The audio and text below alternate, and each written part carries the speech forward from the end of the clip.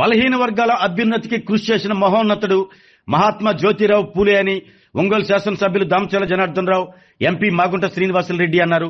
మహాత్మా జ్యోతిరావు పూలే జయంతిని పురస్కరించుకుని జిల్లా వెనుకబడిన తరగతుల సంక్షేమ శాఖ ఆధ్వర్యంలో ఒంగోలు కూరగాయల మార్కెట్ వద్దగా మహాత్మా జ్యోతిరావు పూలే విగ్రహానికి ప్రజాప్రతినిధులు, అధికారులు పూలమాలలు వేసి నివాళులర్పించారు.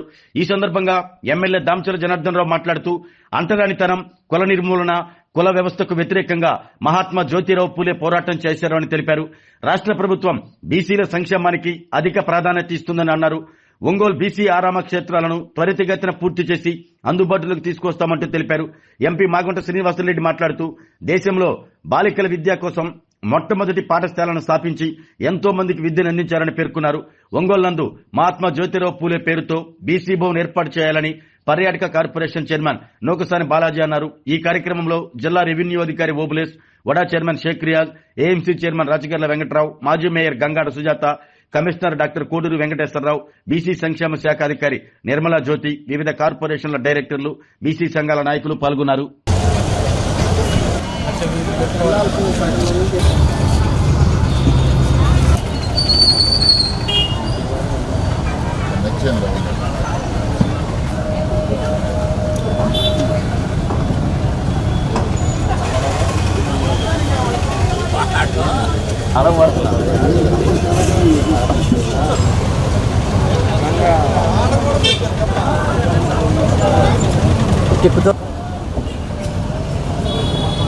లేదు కట్టే సార్, ఇటు తిరగండి సార్.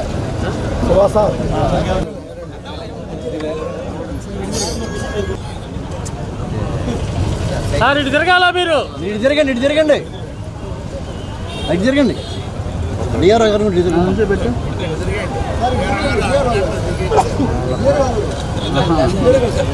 ఇటు తిరగండి, ఆడేది ఇటు తిరగండి సార్.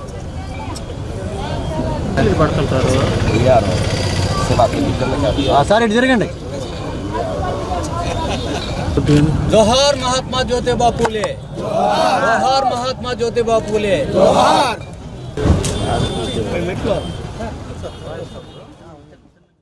బీసీలకు న్యాయం చేసేదాని కొరకు వారు ఎంతో పోరాటం అనేది కూడా సాధించి చాలా కష్టపడాల్సి వచ్చింది.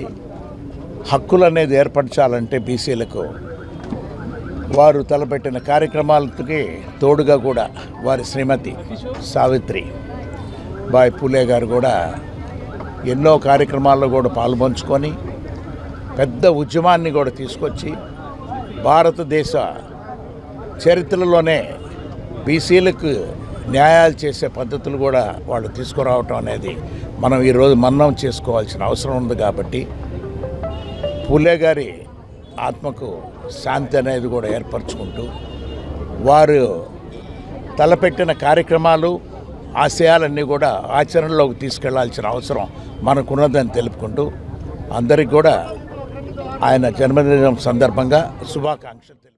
పూలే గారి జయంతి సందర్భంగా ఈరోజు ఒంగోలులో ఆయనకి నివాళులు అర్పించడం జరుగుతూ ఉంది. ఒకసారి అందరం కూడా మనం ఈ జయంతి సందర్భంగా పూలే గారు చేసిన సేవలు మాత్రం మనం గుర్తుపెట్టుకోవాల్సిన అవసరాలు ఉన్నాయి. పూలే గారు బీసీని ఏ విధంగా మనం ముందుకు తీసుకురావాలి, అదేవిధంగా చదువు కూడా ప్రత్యేకించి ప్రాధాన్యత ఎక్కువగా పూలే గారు చదువు మీద వారు చూపించడం జరిగింది. పేద ప్రజలందరూ కూడా చదువుకోవాలి, పేద ప్రజలతోటి అందరూ సమాజం ముందుకు రావాలంటే అందరూ కూడా విద్య ఉండాలని చెప్పేసి ఆయన కానీ ఆయన భార్య మన సావిత్రి పూలే గారు కూడా మొట్టమొదటి ఉపాధ్యాయురాలు కూడా పనిచేయడం జరిగింది.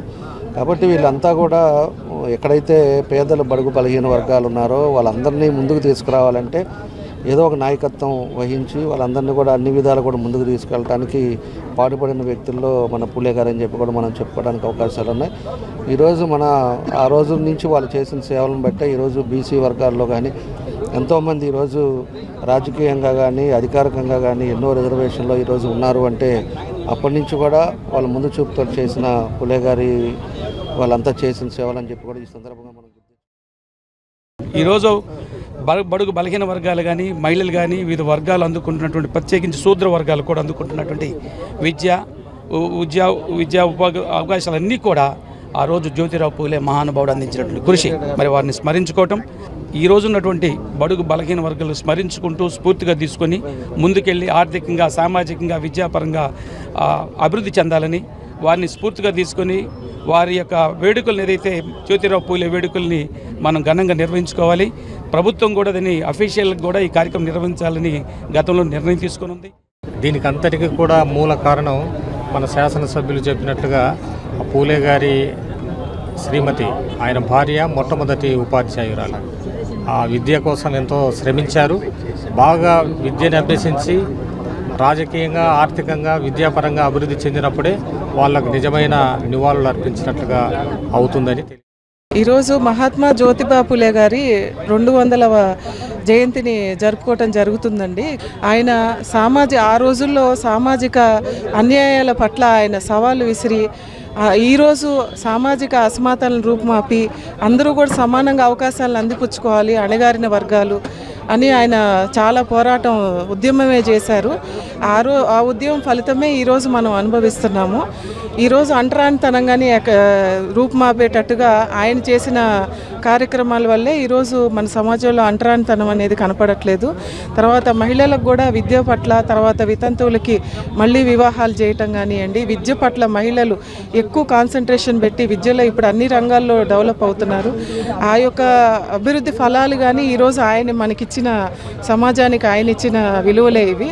కాబట్టి ఈ విలువల్ని మనందరం కూడా ముందుకు తీసుకెళ్లాలని కోరుకుంటూ థ్యాంక్ యూ అండి.